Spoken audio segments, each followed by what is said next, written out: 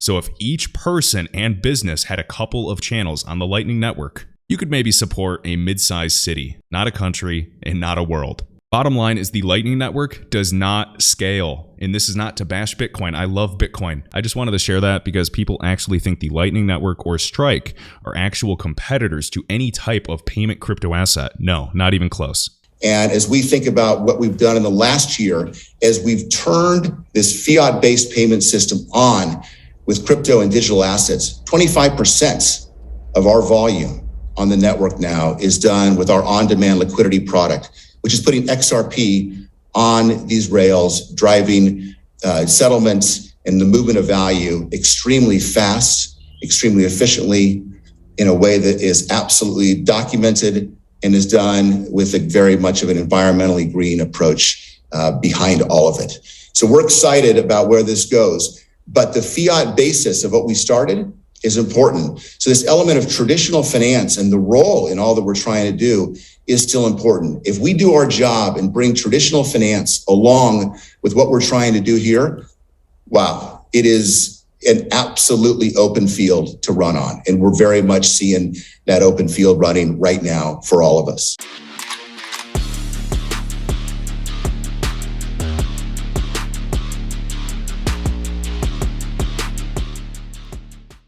What's up, guys? Kevin Cage here with another cryptocurrency update. Now, that video clip was shared by digital asset investor of Brooks Entwistle of Ripple. He is the SVP and managing director in the APAC and MENA region, so the Asian Pacific, along with the Middle East and Northern Africa region. And he just confirmed in that video clip that right now, ODL, on-demand liquidity, leveraging XRP as a bridge asset now accounts for 1/4, 25% of RippleNet's volume. So currently, he is a VP and managing director over at Ripple. He also held a variety of executive roles for Uber and nearly 20 years at Goldman Sachs. Background at Harvard and Dartmouth. Okay, let's get back to this clip because I want you to hear the beginning of this one. We had to go away after developing the XRP ledger and XRP and created the company Ripple and build a use case, which is RippleNet, which we've spent years building across 55 plus countries with global world-class banks, many in this region, and really exciting, forward-looking, forward-thinking fintechs and PSPs that also want to be on that network. But we built it on a fiat-based system because we needed to start there. We needed to have a proof case that we could use our technology to begin to move value across the internet, across a payments infrastructure that is still to this day slow, antiquated, costly, inefficient. Transaction speeds 3 to 5 days, no end-to-end visibility. Did your money get there? Did it get to your family where it's desperately needed, not in 3 to 5 days, but in the next hour? It simply wasn't built for this world that we're living in now. So we've, for a long time, focused on using crypto and blockchain for cross-border payments with instant settlement, drawing from global liquidity, lines of credit, et cetera. And we believe that there is a bridge here that we've built. And as we think about what we've done in the last year, as we've turned this fiat-based payment system on with crypto and digital assets, 25% of our volume on the network now is done with our on-demand liquidity product, which is putting XRP on these rails, driving settlements and the movement of value extremely fast, extremely efficiently, in a way that is absolutely documented and is done with a very much of an environmentally green approach. Also wanted to share from Stripe, one of the world's largest payment processors. By year end, we plan to support crypto payouts in more than 120 countries. Next up, we have Algo actually being promoted out in Times Square, New York. Very cool to see that. We can see right here, one of the carbon negative blockchains. And of course, Gary Gensler has always spoken highly of Algo since it's based out of MIT. Next up, shared by Crypto Eddie, this is a must-see clip of this gentleman representing Multi-Coin Capital. Now, you may have seen this guy going viral on Twitter as he's trolling the XRP community with his Ripple t-shirt, and check out what he has to say about Bitcoin. The beauty of Bitcoin is that Bitcoin gives you even stronger scarcity guarantees than gold, but most importantly, it gives you all the benefits of being digital. It's divisible, it's transportable, you can carry it in your head, it's a bearer asset, all of these things. And so Bitcoin really is truly digital gold. I'm not very bullish Bitcoin. We don't own any. I don't own any. I don't ever intend to own Bitcoin ever again. Bitcoin was useful to bootstrap this ecosystem and this industry and get it to where it is. But Bitcoin is a backwards-facing asset, and I want to have my capital in innovative, productive things that are building the future. I expect in 10 years' time, Bitcoin will be irrelevant. So he just went from calling Bitcoin digital gold and discussing its scarcity and why it's valuable as a store of value to basically saying in the next 10 years, Bitcoin will go to zero. So yes, definitely do your own research. Thank you, Crypto Eddie, for sharing this. And also during this interview, he explains that he is shorting XRP and Litecoin. It's always interesting to see who holds the most Litecoin. Of course, we're well aware that Grayscale and their investment trust holds over $170 million worth of Litecoin.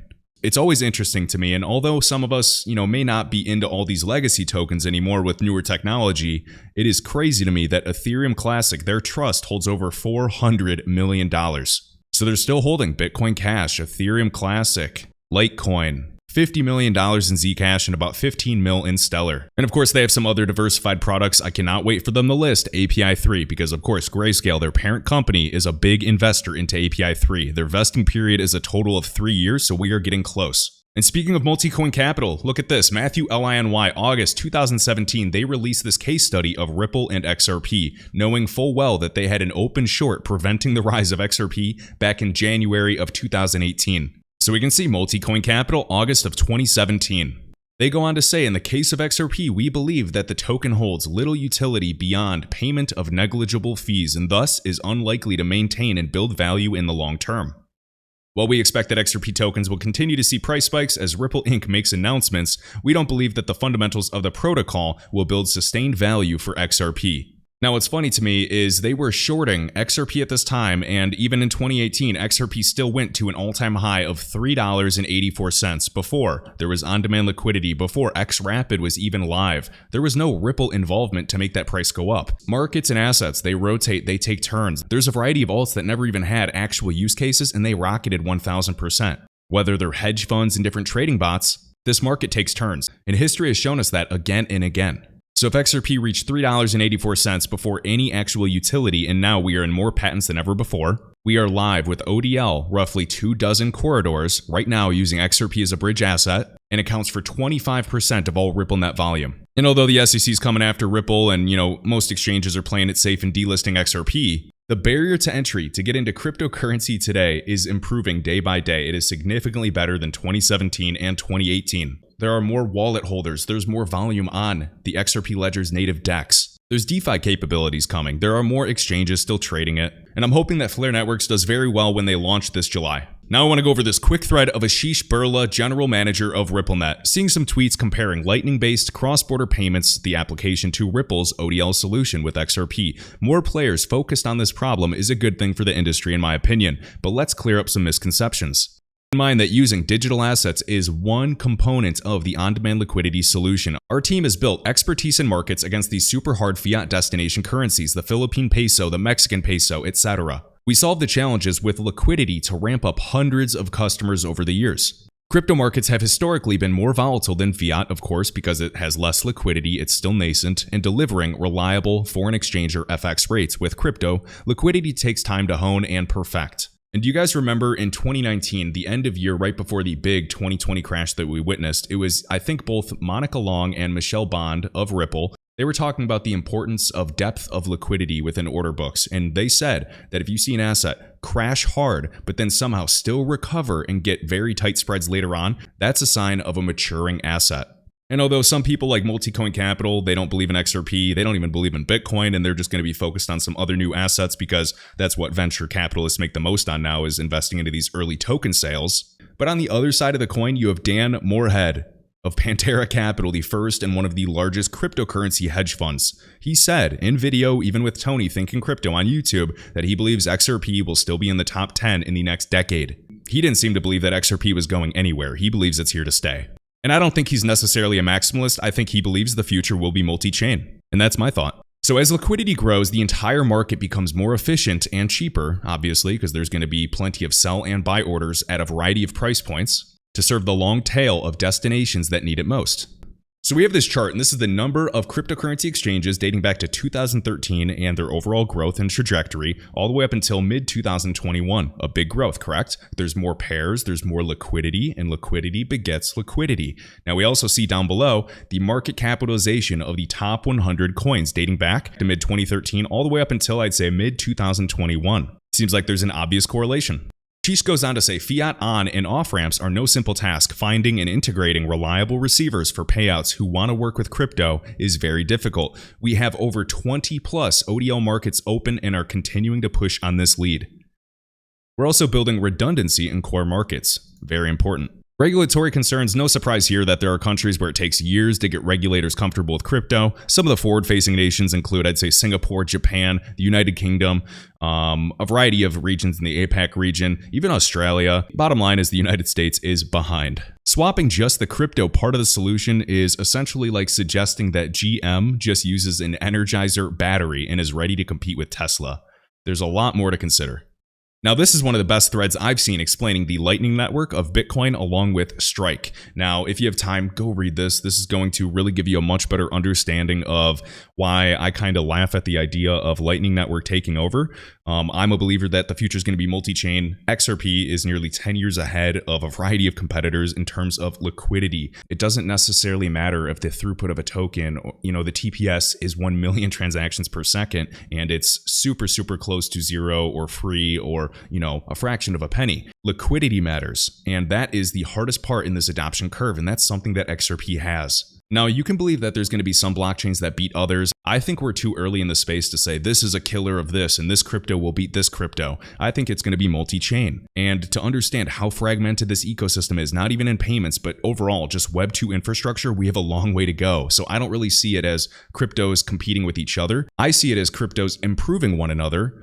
And we're actually getting closer to real use cases and integrations with the current legacy infrastructure of Web 2 and of course payments. But if you are in crypto, please read this thread. This explains the Lightning Network, the inefficiencies of the payment channels and pre-funding these channels so you can send your money. There's no way it can scale. I mean, he gives the numbers, he breaks it all down. And then same thing with Strike, saying Strike is going to kill XRP. No, that's a joke. Bitcoin can only handle 450,000 transactions every single day, which means if it did nothing else, the Bitcoin blockchain can support around 13.5 million Lightning Network channels opening and closing a month. If the channels are cycled monthly, that's less than 7 million channels total. So if each person and business had a couple of channels on the Lightning Network, you could maybe support a mid-sized city, not a country, and not a world. Bottom line is the Lightning Network does not scale. And this is not to bash Bitcoin. I love Bitcoin. I just wanted to share that because people actually think the Lightning Network or Strike are actual competitors to any type of payment crypto asset. No, not even close. We're also seeing that Porsche now accepts crypto in Maryland.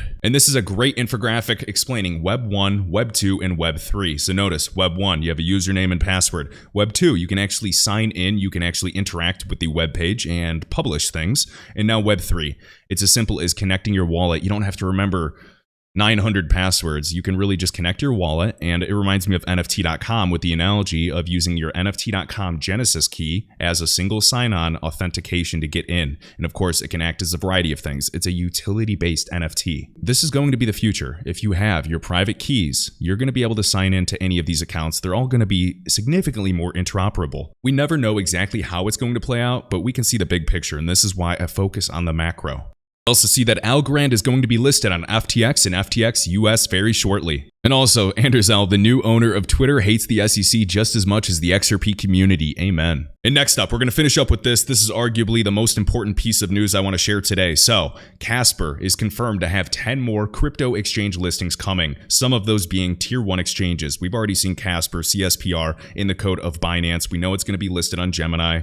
I've shared the article. Gemini just did a piece on Casper. That's exactly what they did before listing API 3. And you guys know I was tracking the API 3 Etherscan and seeing that they were using Wintermute to make markets. And of course, that was right before a variety of exchanges last year. And Cliff Sarkin, COO at Casper Labs, in this video confirms 10 crypto exchanges are coming. Some of the biggest European banks are connected to Casper, Fortune 500s, of course, with NDAs, and DeFi is being built. To me, this is like owning an early Phantom or a Sol, a very powerful layer 1 network. And I'm going to keep saying this, Switzerland is key. Remember that Ripple has offices in Zurich, Switzerland, which again, this city has one of the most dense populations of banks. This is not by coincidence. We know Casper has ties there. We know Alliance Block has ties. We know Polkadot, a variety of very powerful assets. So thank you, Rekt Vojak, for sharing this one. We're going to play this full clip. Please listen up to this. All the big things are to come, and we're going to talk about some of that today. But we're only on a couple of the tier 1 exchanges. We have like 10 more to come, and we're not yet in the US, and that's to come on exchanges. DeFi hasn't launched yet. We don't yet have an NFT marketplace. A lot of the enterprise business development that we're doing right now are going to launch this year. So this is the stuff that I can talk about. Nucleus Finance, you'll be hearing more about, is a joint venture to really focus on the financial industry and banking in particular.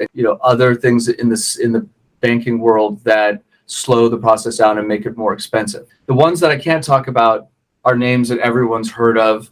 Like some of the biggest banks in Europe, some of the biggest telecommunication companies in the US, insurance companies, 2 of the largest are both Fortune 500s. So, and not all of these deals become deals. Like the enterprise pipeline, sometimes they don't happen. And so it's hard to get, definite about those. But, and if any one of those launch, these are household names that everyone around the world knows. And so I can't wait till I can talk about it. Okay, so here's DeFi, right? There's the infrastructure that needs to be built. So when we launched Casper, when Casper launched in March of last year, we didn't have the DeFi infrastructure. In the same way, Phantom didn't when it launched, or Solana. And when you look at their token price graph, over time, it's flat for a long time, and then it spikes, right? 2-3 years in the case of some layer ones. This is because the infrastructure for their versions of ERC20, NFTs, marketplaces, or DeFi weren't yet built. But once those things happen, you see what you call TVL, but you see actual transactions and people putting their tokens somewhere and staying there. Lots of engagement and activations. We're going to be bringing a lot of our partners, the ones I've just talked about, Rainfall, Metacask. We're going to do giveaways, NFTs. We're going to run a whiskey barrel auction. All of that kind of happens on the. So thank you, Rekt Vojak, an absolute must follow in the Casper community. And what I'm talking about is this. This is a clear accumulation structure. This is FTM or Phantom. And notice, we are literally on this chart at 1 penny right here. We crash, we are at 0.002, 0.003 fractions of a penny. How long were we at this level from this high in 2018 and arguably not really going on a true rally until 800 days in? I'm looking at a variety of accumulation schematics, whether you're looking at number 1 or even the second accumulation schematic. Is this the spring? Is this what we're going to see for Casper, or are we still too early? Bottom line is I'm staking my Casper. I've seen this far too many times in the crypto market. I bought Terra Luna at 20 cents and sold it for a 2 or 3x. If I just held, it would have been worth over $20 million. I'm not going to be missing out on this one, so I'm going to be holding my Casper. Not financial advice. I encourage you to do some deep dives. Remember that Casper is also backed by many heavy hitters such as Arrington, who killed it with Terra Luna, Polkadot, XRP, Algorand. And funny enough, if you looked at the GitHub for Casper, as I shared on Twitter, they're building bridges and atomic swaps from Casper's network into Algorand.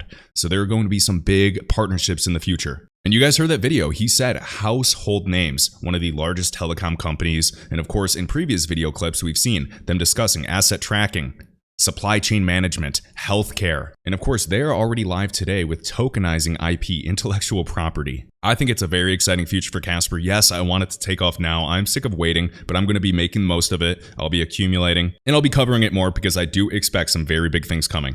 Always, guys, all links are in the YouTube video description along with my link tree right here. So this is my link tree linked right on Twitter. And if you have not yet created a free account with this OTC broker, I highly recommend doing so. Hope you guys have a good rest of your day, and until next time.